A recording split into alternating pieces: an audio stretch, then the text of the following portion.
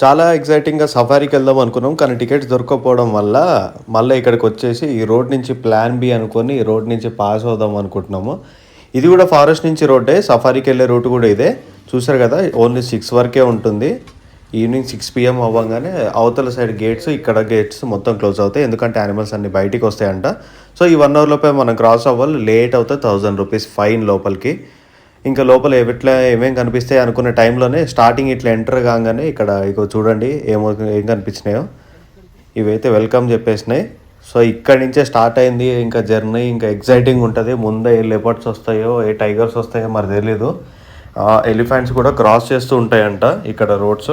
So, almost speed limit అయితే మనకి 30 to 40 kilometres per హవరే. ఎందుకంటే ఏదైనా అడ్డం వచ్చినా సడన్గా మనం బ్రేక్ వేసినా వాటిని చూసి మనం అక్కడ ఆపేయాలంట. సో, మేమైతే స్పీడ్ లిమిట్లోనే వెళ్తున్నాము. అండ్ ఈ స్పీడ్ లిమిట్లోనే మనం 1 అవర్ క్రాస్ చేసి అక్కడ ఎగ్జిట్ గేట్ దగ్గరికి అయితే వెళ్ళాలి. లేట్‌గా వెళ్తే మాత్రం మళ్ళా యాజ్ యూజువల్ చెప్పినట్టు ₹1000 ఫైన్ మనకి పడుతుంది. సో, ఈ ఎక్సైటింగ్ జర్నీలో ఇంకేమేమి కనిపిస్తాయి చూద్దాము. ఇగోండి సఫారీ వెహికల్ ఆపోజిట్లో నుంచి వాళ్ళది అయిపోయినట్టుంది టూరు. వాళ్ళు రిటర్న్ వెళ్ళిపోతున్నారు టువర్డ్స్ ఎగ్జిట్ సైడ్. ఎందుకంటే ఆల్మోస్ట్ ఇప్పుడు టైమ్ 4:35 అవుతుంది. సో, ఇంకా ఒక 1 అవర్ లోపే కాబట్టి ఈ 1 అవర్ తర్వాత గేట్స్ క్లోజ్ అయిపోతాయి. అండ్ సఫారీ వాళ్ళకి కొన్ని రూట్స్ అడిషనల్‌గా ఉంటాయి. వాళ్ళకి పర్మిషన్స్ ఉంటాయి. వాళ్ళకంటే బేసిక్‌గా తెలిసి ఐడియా ఉంటది. ఏ రూట్‌లో ఎటెళ్తే ఏమేం కనిపిస్తాయని.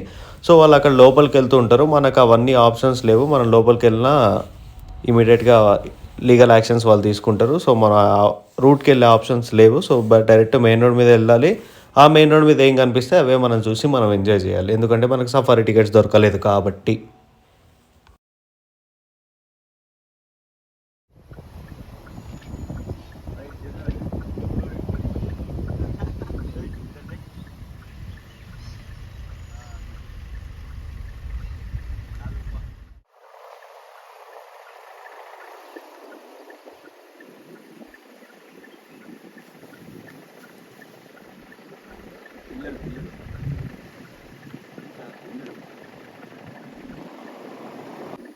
ఇది ఇంకో డిసప్పాయింటింగ్ రూట్ అనే చెప్పాలి. ఈ డీర్స్ తప్ప ఇంకేం కనిపించట్లేదు మాకు ఈ రూట్‌లో.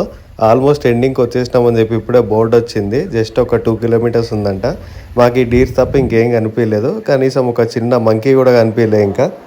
ఇదిగోండి చూడండి ఎగ్జిట్ గేట్ దగ్గరికి అయితే వచ్చేసినాము. ఇదిగోండి ఇక్కడ వీళ్ళు ఫారెస్ట్ డిపార్ట్మెంట్ వాళ్ళు టికెట్స్ కలెక్ట్ చేసుకుంటారు. నెక్స్ట్ డెస్టినేషన్ వచ్చేసి మైసూర్ ప్యాలెస్. ఇది దసరా టైం బేసిక్గా. మైసూర్ ప్యాలెస్ దసరా టైంకి చాలా గ్రాండ్గా ఉంటుందంట. సెలబ్రేషన్స్ అదిరిపోతాయి. అంటే ఎట్లా ఉంటాయో అసలు చూద్దామని చెప్పి వచ్చాము. అండ్ ఇక్కడికి వచ్చేసరికి మైండ్ బ్లోయింగ్ అసలు. క్రౌడ్ అయితే ఆల్మోస్ట్ ఒక 1,00,000 క్రౌడ్ ఉంటారు లోపల. ఇక్కడ లోపల ఏదో మ్యూజిక్ కాన్సర్ట్స్ అవన్నీ అవుతూ ఉన్నాయి. సో, అది ఒకసారి చూద్దాము అసలు ఎట్లా ఉంటుంది దసరా టైంలో అనే ప్లానింగ్తో మేము ఈ రూట్ని పట్టుకొని ఆ ఫారెస్ట్ రూట్ నుంచి ఇక్కడికైతే వచ్చాము. ఒకసారి చూడండి బ్యూటిఫుల్ లైటింగ్ అసలు మైసూర్ ప్యాలెస్. నేనైతే అంటే లైట్లు వేసి ఉన్నప్పుడు ఫస్ట్ టైం ఇది నేను చూడడం ఇట్లా నైట్ టైం వచ్చి, అది కూడా మంచి దసరా టైంలో రావడం అనేది ఇంకోటి నా లక్ అనే చెప్పాలి. మొత్తం అసలు కంప్లీట్గా ఊరు స్టార్టింగ్ నుంచి ఊరు ఎండింగ్ ట్యూబ్ లైట్ ఇట్లా చిన్న మనం ఏమంటారు కరెంటు పోల్ దాకా కంప్లీట్గా లైటింగ్ పెట్టున్నాయి అన్నీ. ప్రతి ఒక్క దానికి ప్రతి ఒక్క షాప్కి కానీ హౌస్కి కానీ. ఇది వీళ్ళ స్పెషాలిటీ అంట. సో, ఎప్పుడైనా మీరు కుదిరితే మైసూర్ విజిట్ చేయండి దసరా టైంలో. అండ్ ఆ కంప్లీట్ నవరాత్రుల 9 days మాత్రం ఎక్స్ట్రాడినరీగా ఉంటుంది. మైసూర్ స్టార్టింగ్ నుంచి మైసూర్ ఎండింగ్ వరకు ఆ బోర్డు ఎక్కడైతే వస్తుందో అక్కడ వరకు కంప్లీట్గా ప్రతి ఒక్క పోల్కి కూడా లైటింగ్ పెట్టే ఉంటుంది. So, hats off to this Mysore government, ఇక్కడ కర్ణాటక గవర్నమెంట్ ఇంత బ్యూటిఫుల్గా డిజైన్ చేసి ఇంత బ్యూటిఫుల్గా డెకరేట్ చేసి జనాలకు చూపిస్తున్నారు వీళ్ళు. So, really hats off.